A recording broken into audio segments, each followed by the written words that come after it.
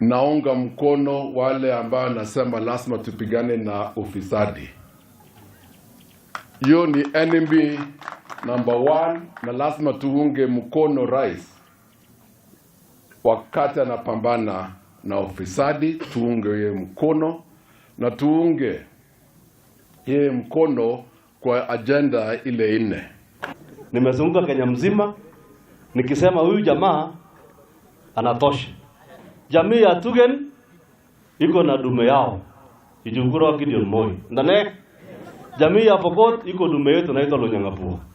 Si ndio? Jamii ya Nandi iko na dume yao inaitwa Arap Ruto. Sasa nyinyi mjipange. Mnatakaje na yenu?